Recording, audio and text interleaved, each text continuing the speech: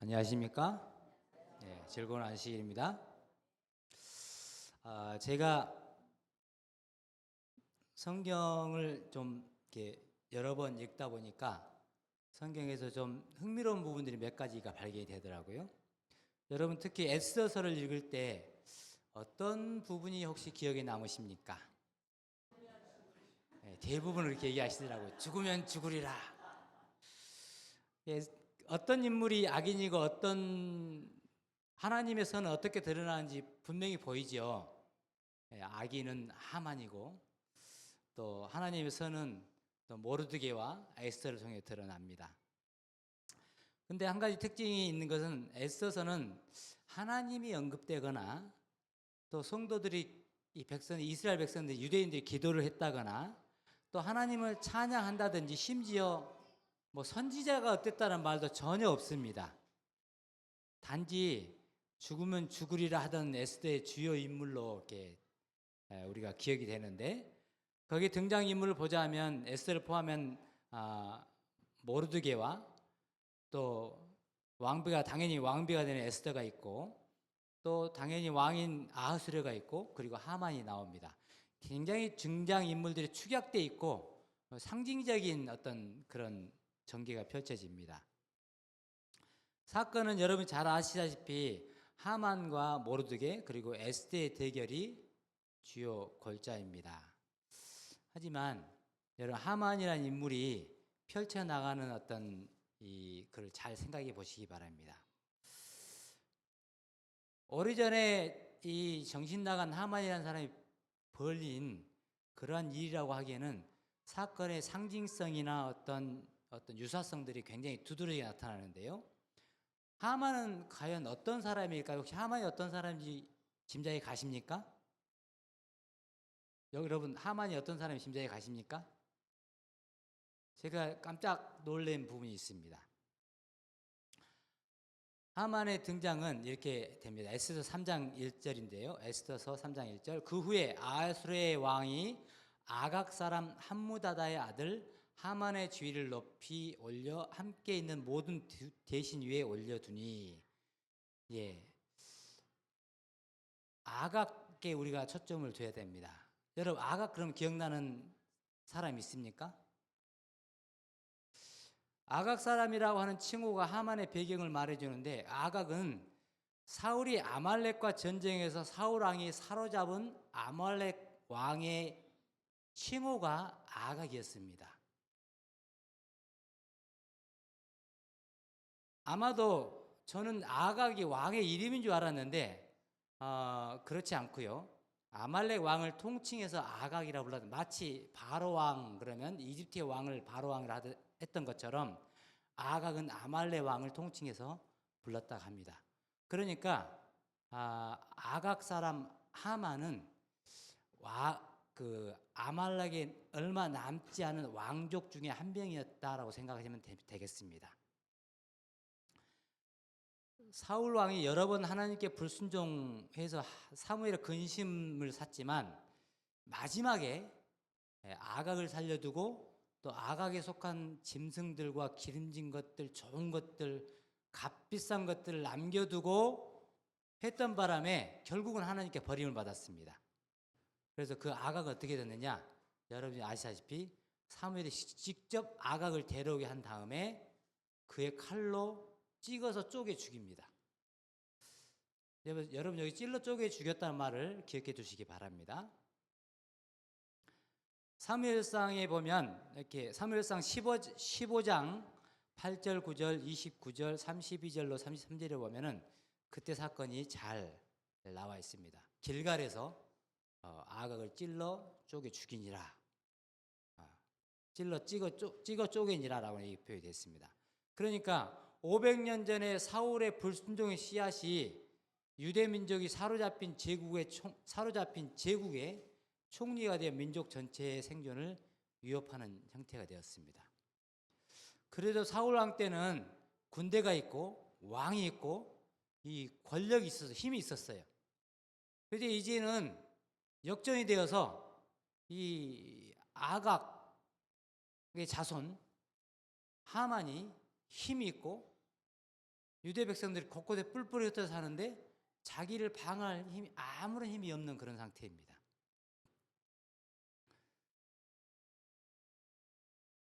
하지만 아말렉과 유대, 이스라엘 관계는 그보다 훨씬 앞선 모세의 출애굽까지 거슬러 올라갑니다. 아말렉은 이스라엘 백성에게 출애굽을 해가지고 행진하면 맨 뒤에 처진 약한 사람들, 나이 들고 늙은 사람들 쳐서 이스라엘 백성들의 행진을 방해할 뿐만 아니라 이스라엘 백성들의 마음을 굉장히 아프게 하고 분열을 일으키는 그런 민족이었습니다. 차라리 정면에서 공격을 하면 1대1 이렇게 전쟁을 하겠는데 몰래 숨어있다가 뒤에서 뒤를 치는 거예요. 그럼 나의 부모, 나의 형제 중에 약한 사람, 병자들이 공격을 받으니 얼마나 이스라엘 백성들에게 고통을 주겠으며 심적인 이렇게 부담을 주었을까요? 그래서 결국은 여러분 아주 기억하시는 사건, 모세가 산에 올라가서 양팔을 들고 있는데 팔이 내려오면 아말렉이 이기고 올라가면 여호수아가 힘을 내서 아말렉 치는 장면이 나오시죠. 이때가 아말렉과의 전쟁이었습니다. 그래서 옆에서 두 보좌관이 팔 밑에, 모세 팔 밑에 돌을 받쳐서 팔이 못 내려오게 하는 그러한 일들이 성경에 기록이 됐습니다. 그러면서 출애굽 17장 16절에 하나님께서 여호와께서 이렇게 말씀하십니다. 이르시되 여호와께서 맹세하시기를 여호와가 아말렉과 더불어 대대로 싸우리라 하였더라. 신명기서 25장 18절에 보면 곧 그들이 너의 길에서 만나 내가 피곤한 때에 내 뒤에서 떨어진 약한 자들을 쳤고 하나님을 두려워하지 아니하였느니라. 오랜 세월 반복하던 민족, 그러나 유대 민족과 아말렉은 남남도 아닙니다. 어떤 사람이었을까요? 어떤 민족이었을까요?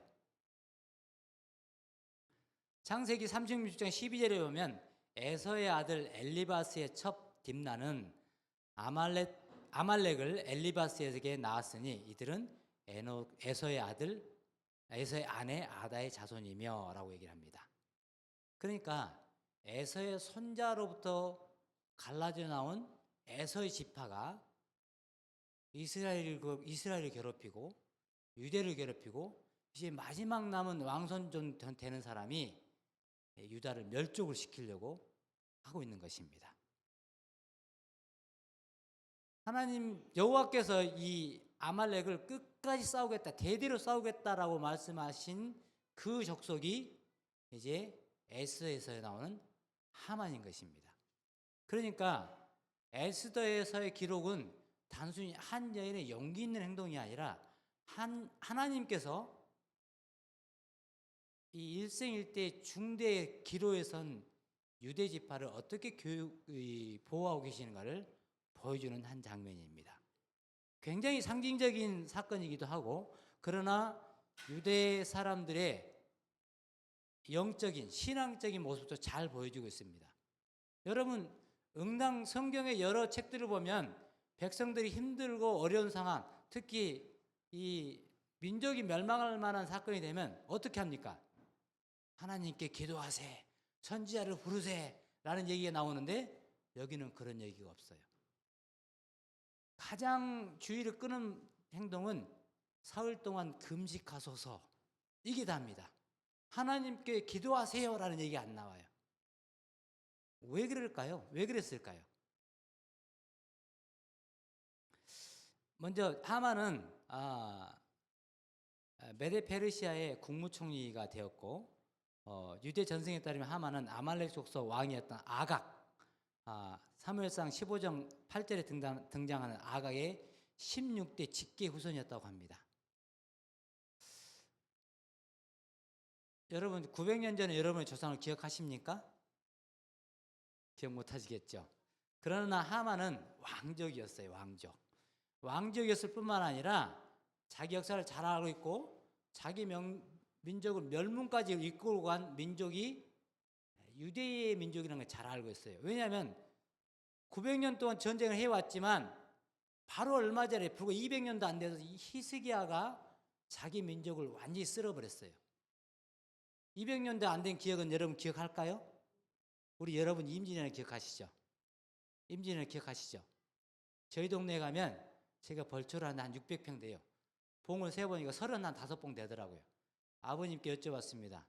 아, 이 무덤들 왜 이렇게 많아요? 비석도 없고. 그랬더니 임진왜란 때 동네 총각 때 의병 나갔다가 죽어서 돌아오니까 나라를 지키다가 온 이 총각들을 그냥 아무렇게 묻을 수 없다. 문중 땅을 딱 내주면서 이렇게 무덤을 쓰게 해준 거예요. 그래서 오합지졸로 묻혀있는데 문제는 이제 저한테 이제 그 부담이 다 오는 거예요. 제가 그걸 벌초를 다 해야 돼요. 지금 그 무덤에서 몰랐으면 그냥 직계 할아버지 산소만 벌초를 하고 마는데 그걸 알고 나니까 그냥 피해갈 수 없는 거예요. 아이고, 그래도 이분들이 희생이 있었기 때문에 내가 일본 말을 하지 않고 살게 됐는데 라는 생각에 이제 벌초를 합니다. 임진왜란이 있었던 지가 한 300년 정도 됐다고 그래요.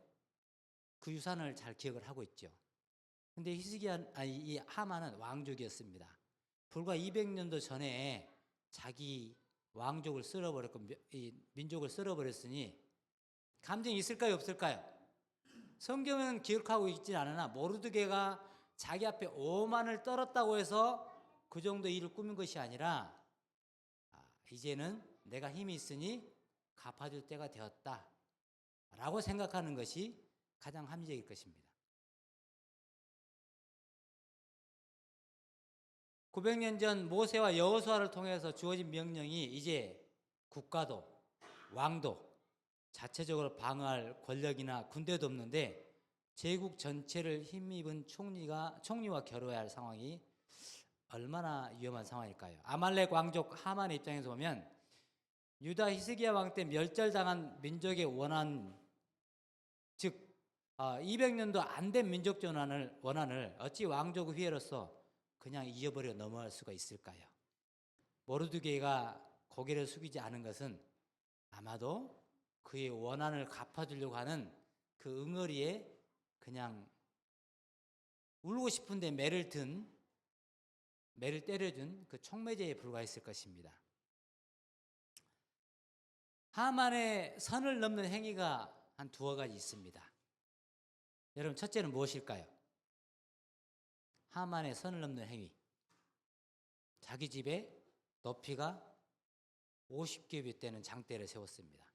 50규빗 되면 오늘날 한 22m 정도 돼요. 22m면 몇 층 높이죠? 우리 집으로 해서 한 8층, 7층, 8층 높이 돼요. 그때 당시 높은 건물이 없었는데 7층, 8층 높이 되는 22m 되는 장대를 세우면 온 성 안에서 보일까요, 안 보일까요? 거기 시신이 걸리면 보일까요, 안 보일까요? 예. 온 성 안에서 자기가 모르드게 처형한 사실을 알게 하기 위해서 장대를 세웠어요. 그리고 성경에는 매달다라고 번역이 되었지만 메데 페르시아 법에는 사람을 목매달아서 교수형하는 법이 없답니다. 어떻게 처형을 하느냐? 장대를 세웠다 하면은 그 사람을 찔러가지고 세워서 놓는 거예요. 아마 학문이 되겠죠. 그러면 오래되면 사람이 어떻게 될까요? 쪼개집니다.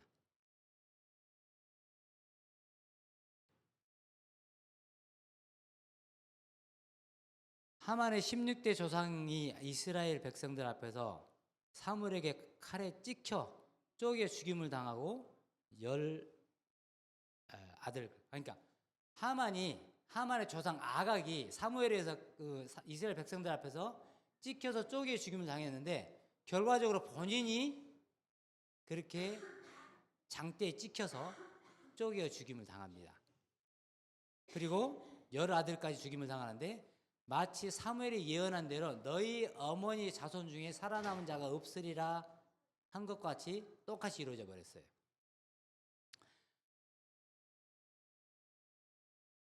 그리고 두 번째 행위는 아하수르의 왕에게 모르드게 처형을 허락받으러 아침 일찍 나갔다가 자기가 그 말을 입을 열기 전에 아하수르의 왕이 내가 가장 존귀하게 여기는 사람인데 어떤 상을 주었으면 좋겠느냐라고 물었을 때 하만이 얘기를 하죠. 혹시 여러분 기억하십니까? 하만이 어떤 얘기를 합니까? 그 존귀한 사람이 나밖에 더 있느냐? 그럼 그 상을 내가 받을 터인데 라고 얘기를 한 게 있습니다. 왕의 가장 아끼는 옷을 입히시고 왕의 준말을 태워서 왕이 아끼는 존귀한 사람 손에 그 고삐를 쥐어서 보라 왕이 존귀하게 여기는 사람이로다 라고 외치면서 성을 돌게 하라고 얘기를 합니다. 자, 이 메데 페르시아의 법을 잘 아는 총리가 메데 페르시아 법을 잘 알았을 거예요. 페르시아의 법에는 왕이 아닌 자가 왕의 옷을 입으면 사형에 처한다는 법이 있습니다. 그런데 총리가 그 말을 한 거예요. 얼마나 이 간이 배밖에 나온 사람일까요? 그래서 결국은 왕이 궁궐문 앞에 있는 모르드게를 데려다가 이 일을 즉시 시행하라 라고 했습니다. 왜 즉시 시행하라고 했을까요? 모르드게가 왕의 암살을 피하게 했어요.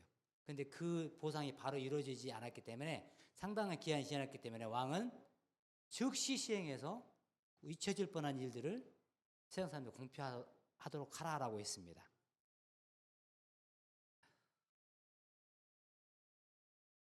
왕이 아닌 자가 왕의 옷을 입는다. 여러분 생각나는 부분이 있습니까? 성경에 이러한 일을 꾸민 사람이 아니라 꾸민 이 캐릭터 한 명이 있습니다. 왕이 아닌데 왕의 자리를 넘본 자. 누굽니까? 루스벨이 그렇습니다. 루스벨이 왕이 아닌데 내 자리를 북극성 위에 높이리라라고 했습니다. 그러니까 이 하만이 성경계의 굉장히 상징적인 인물로 저는 보았는데 그가 사단과 마음을 같이 했다라는 것을 저는 생각을 했습니다. 이 에스더서의 하만이 꾸민 사건의 발생은 유대 민족이 바벨론의 포로로 잡힌 지 100년 정도 후라고 그럽니다. 그러니까 고레스 왕이 성전을 돌아가서 유대 민족에 돌아가서 성전을 건축하고 예루살렘을 건축하라는 명령이 내린 지 30년이 지났을 때예요. 근데 왜 안 돌아갔을까요? 유대 민족들은. 돌아간 사람도 물론 있었습니다만 상당히 많은 사람이 돌아가지 않아서 예루살렘 성이 굉장히 썰렁했다. 그래서 예루살렘 성이 이렇게 집들이 건축되지 못했다라는 성경의 기록이 있습니다. 왜 안 돌아갔을 것 같습니까? 유대인들이 왜 돌아가지 않고 돌아가서 너네 고향으로 돌아가라는 명령이 있었음에도 돌아가지 않았을 것 같습니까? 정확한 기록은 없는데요.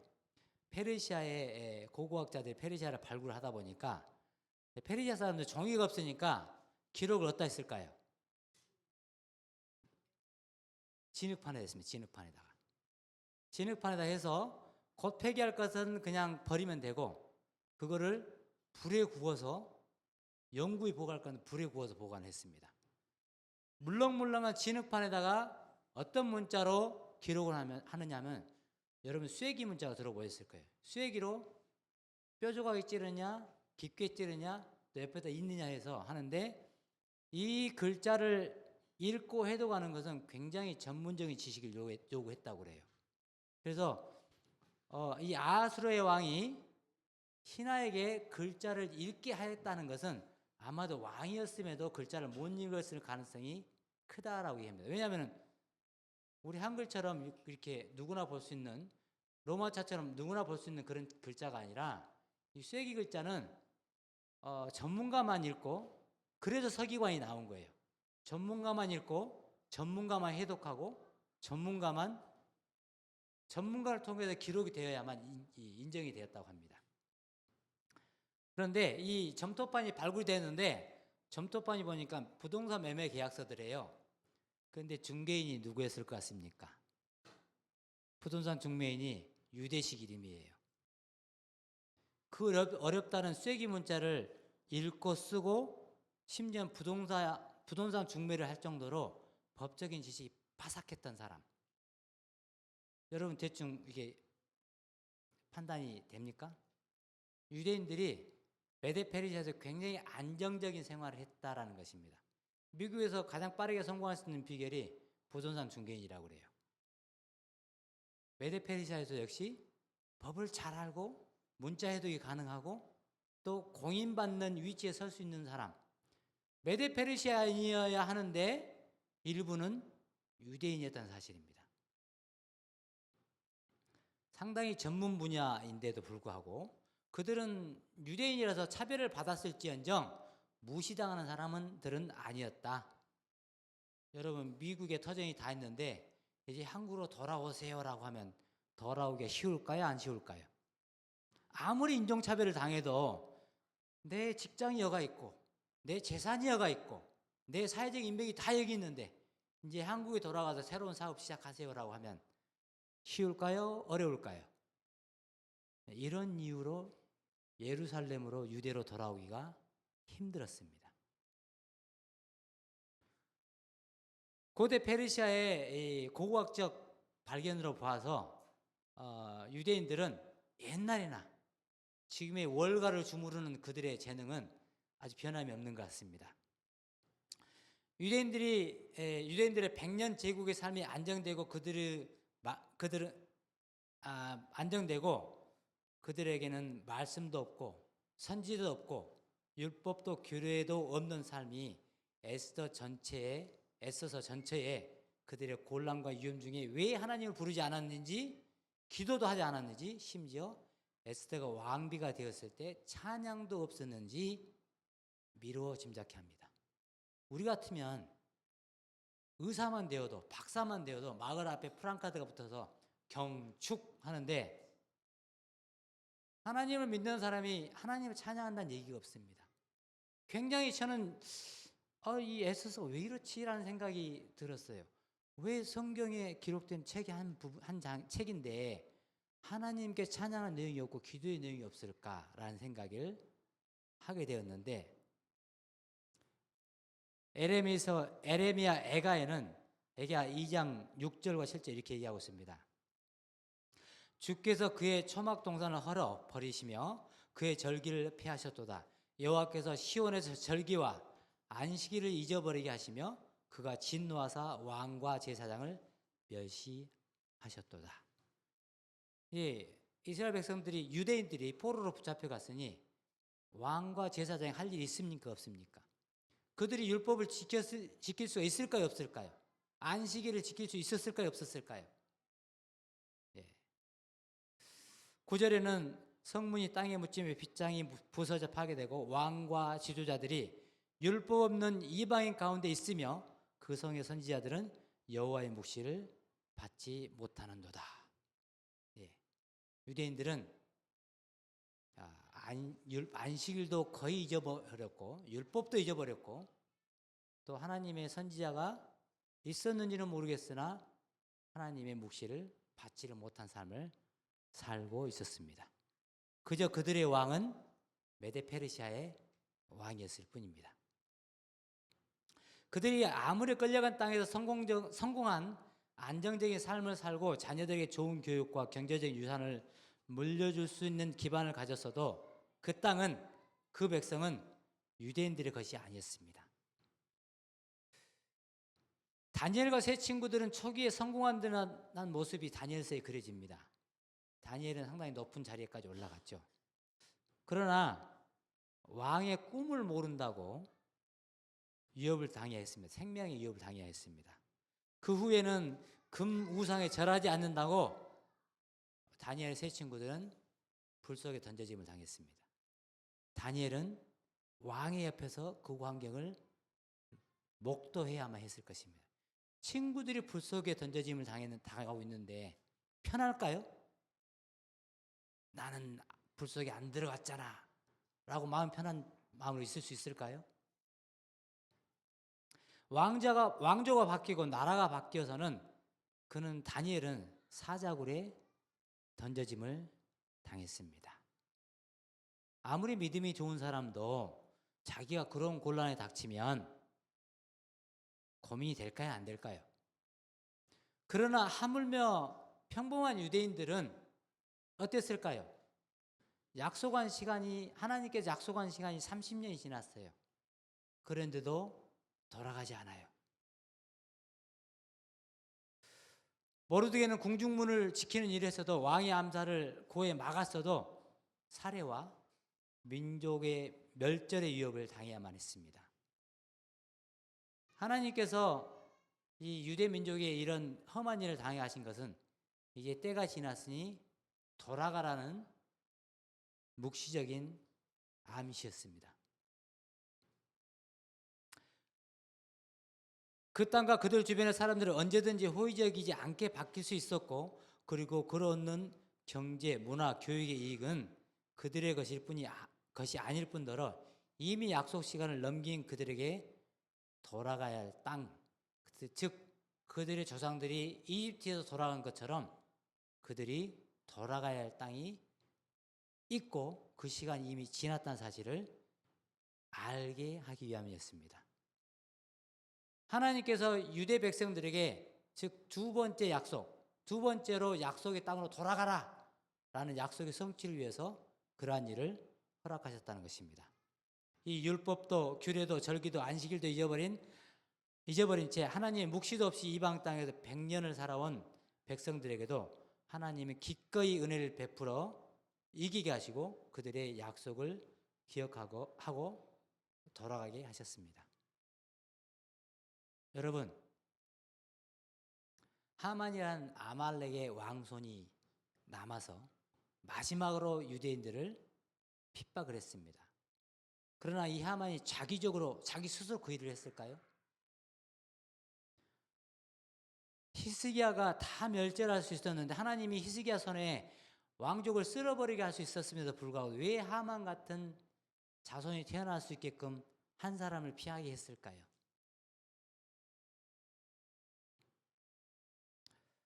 요한계시록에는 여자의 뒤에서 뱀이 그 입에 물을 강같이 토하여 여자를 물에 떠내려가게 하려 하되 16절 땅이 여자를 도와 그 입을 벌려 용의 입에서 토한 강물을 삼키니 17절 용이 여자에 분노하여 돌아가서 그 여자의 남은 자손 곧 하나님의 계명을 지키고 예수의 증거를 가진 자들과 더불어 싸우려고 바닷모래 위에 서 있더라. 여러분, 이 세 절의 성경 말씀 중에서 가장 중심이 되는 말씀은 어떤 절일까요? 15절.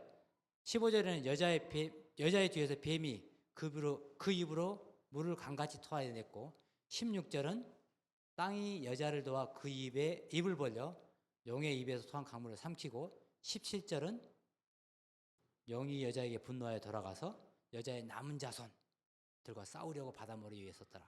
어떤 말씀이 중심이 될 것 같습니까? 여러분, 정답은 없습니다. 그러나 저는 개인적으로 16절의 말씀이 중심이라고 생각을 해요. 왜냐하면 16절의 말씀에 구원이 담겨있고 약속의 성취가 담겨있기 때문에 그렇습니다. 땅이 여자를 도와 그 입을 벌려 용의 입에서 토한 강물을 삼키니 이스라엘 백성들은 처음에도 이집트에 빠져나왔을 때 약속받은 땅이 있었고 두 번째도 돌아가야 할 땅이 있었고 이제 마지막 남은 자손들은 어떤 땅이 있습니까, 여러분? 우리에게는 어떤 땅이 있을까요? 저 시온으로 가야 될까요? 지금 전쟁 중인 가자 땅으로 가야 될까요? 예, 우리는 새하늘과 새 땅으로 가야 됩니다. 여기 마치 바닷모래 위에 서 있더라 라는 모습이 예언이 열려있는 것처럼 결론이 안 난 것처럼 보입니다. 예언의 결과가 열려있는 것처럼 묘사되어 있지만 자세히 보면 이것은 구약의 사건들을 다시 한번 언급된 거에 불과해요. 계시록 12장 15절로 17절의 말씀이 있고 13장에 보면 어떤 말씀이 있느냐 하면 그들이 사로잡힐 13장 10절에 보면 사로잡힐 자는 사로잡혀 갈 것이요 칼에 죽을 자는 마땅히 칼에 죽으리니 성도들의 인내와 믿음이 여기 있느니라라고 했는데 어디에 비슷한 말씀이 있느냐 하면 예레미야 15장 2절에 이렇게 얘기를 합니다. 그들이 만일 내게 말하길 우리가 어디로 나아가리요 하거든 너는 그들에게 이르기를 여호와께서 이같이 말씀하시니라 죽을 자는 죽음에 나아가고 칼을 받을 자는 칼로 나아가고 기근을 당할 자는 기근으로 나가고 포로될 자는 포로됨으로 나아갈지니라 하셨다 하라. 즉 그러니까 하나님께서 새로운 예언을 하신 것이 아니라 이미 우리가 알고 있는 예언을 빗대서 예언하심으로써 우리가 어떻게 이겨야 할 길도 찾아갈 것을 알게 하시는 것입니다.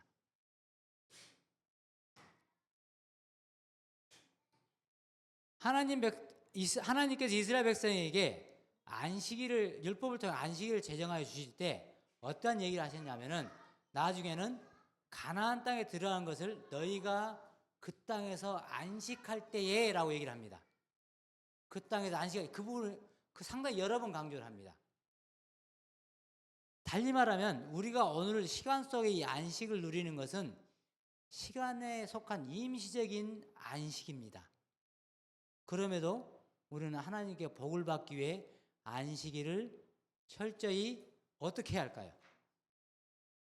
안식일을 철저히 누려야 합니다. 우리 현대적인 말로 하자면 표현하자면 안식을 누려야 해요.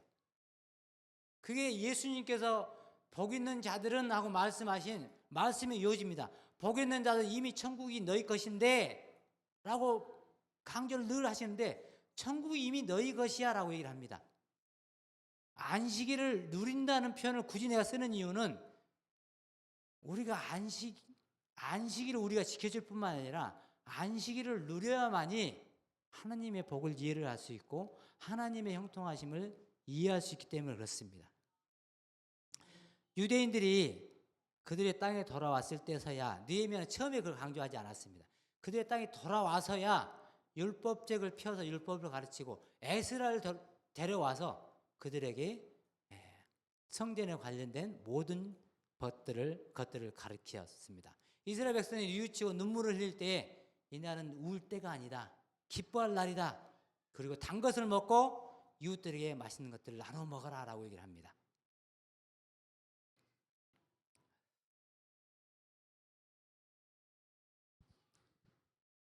여러분, 이스라엘 백성들이 자기 살던 땅에서 벗어나서 하나님이 지정하신 곳으로 이동하기 만든 사건들이 여러 건 있었습니다.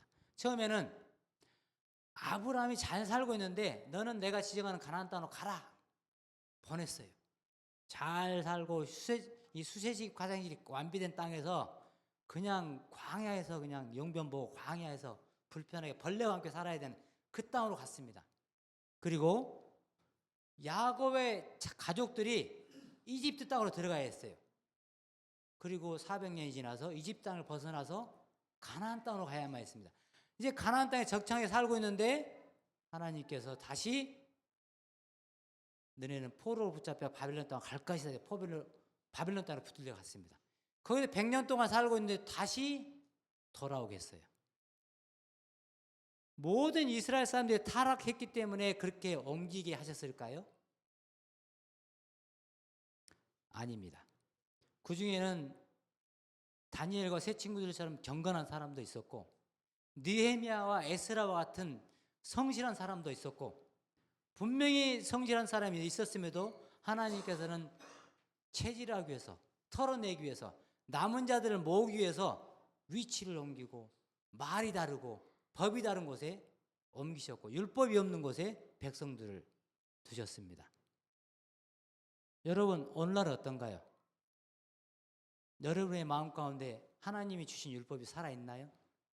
예수님이 말씀하신 그 모든 것들이 여러분 마음 가운데 살아서 꿈틀거리고 있나요? 저는 마치 성경을 여러 번 읽으면서 하나님께서 구약의 그 잔인한 심판들이 있을 때 이것은 심판이 아니라 남은 자들을 가려내기 위한 하나님의 방법이다라는 것을 알게 됐습니다. 여기 마치 에레미야서에 죽을 자들은 죽음으로 칼 앞에 설 자들은 칼 앞에 서고 포로 잡히면 포로 잡히고 기근 앞에 설 자들은 기근 앞에 설 선택을 하나님께서 하신 것처럼 그럼 우리의 선택은 무엇일까요? 우리는 다만 하나님 앞에 기억이 될 것인가 말 것인가 하나님 앞에서 옥석으로 가려질 것인가 말 것인가 그것을 생각해야 합니다. 하물며 하나님께서 에스더서에 하나님께 찬양을 돌리는 법도 잊어버리고 기도하는 법도 잊어버렸던 사람들을 기억하셨는데, 우리가 예수 그리스도를 기억하고 하나님을 기억한다면 하나님께서 어찌 우리를 외면하시고 이 마지막 때를 무사히 통과하시지 않게 방치하시겠습니까? 애써서는 지금부터 뭐 2500년, 2600년 전의 얘기가 아니라 사실은 우리에게 주어진 가장 밀접한 얘기이기도 하고, 우리가 하나님을 잃어버렸다 할지라도 하나님은 결코 우리를 잊어버리지 않으신다는 간접적인 표현이자 사랑 고백, 하나님의 사랑 고백임을 우리는 다시 한번 같이 깊이 새겨야 할 것입니다. 용이 아무리 바다 모래 위에 서서 우리를 대적한다 할지라도 하나님께서는 우리를 위하여 새 땅과 새 하늘을 예비하신 것처럼 우리는 우리 믿음으로 그 새 하늘과 새 땅을 꽉 붙들고 있어야 한다는 사실을 명심하시면 좋겠습니다. 실물교훈의 말씀을 제가 잠깐 읽도록 하겠습니다. 우리의 생애는 그리스도의 생애와 결합되어야 한다. 우리는 하늘에서 오신 생명의 떡이 되시는 그리스도를 받아들이고 그를 먹어야 하며 언제나 신선하고 풍성한 생수가 용서 줌치는 샘을 마셔야 한다. 우리가 항상 주님을 우리 앞에 모시고 마음으로부터 그분에게 감사와 찬송을 돌린다면 우리의 신앙의 생애는 늘 새로운 힘을 얻게 될 것이다. 우리의 기도는 우리의 친구와 이야기하는 것과 같은 형식이 될 것이다. 그는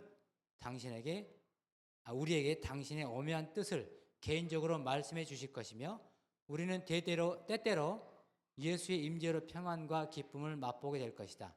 그가 에녹에게 하셨던 것처럼 우리에게 가까이 임하실 때 우리의 마음은 뜨거워질 것이다. 이러한 경험이 모든 진리의 교사들로 하여금 그리스도의 대표자가 될 자격을 갖게 해줄 것이다. 그리스도의 교훈이 담긴 이러한 정신은 하나님과의 교통과 기도의 능력과 직접성을 줄 것이다. 그리하여 그리스도에 대한 그들의 증거는 편협하지 않을 것이며 무력하지 않을 것이다. 목사는 같은 설교를 되풀이하지 않을 것이며 그의 마음은 성령의 비추어 주심을 받기 위하여 끊임없이 열려 있을 것이다. 그리스도께서는 이렇게 말씀하셨다. 내 살을 먹고 내 피를 마시는 자는 영생을 가졌고 살아계신 아버지께서 나를 보내심에 내가 아버지로 인하여 사는 것 같이 나를 먹는 그 사람도 나를 인하여 살리라. 살리는 것은 영이니 내가 너에게 이른 말이요 영이요 생명이라. 우리 생애 안에 경험하게 될지도 모를 일이지만 총칼 앞에 죽임을 당할 자는 죽임으로 나아가고 사로잡힌 자는 사로잡힘으로 나아갈 것이나 우리의 인내는 예수 그리스도입니다. 예수 그리스도가 우리의 안식이요 우리의 믿음이요 우리의 마지막 남은 사랑이 되어야 할 것입니다. 사실 우리 앞에 있는 아무리 곤고한 땅이라도 어느 날 갑자기 몰수당하는 그러한 일을 당할 수도 있을 것이고 우리는 그러한 처참함을 목격해야 될지 모릅니다. 그러나 세상에 결코 우리에게 뺏어갈 수 없는 것, 예수 그리스도의 사랑과 예수 그리스도를 믿는 우리 믿음이 되어야 할 것입니다. 감사합니다.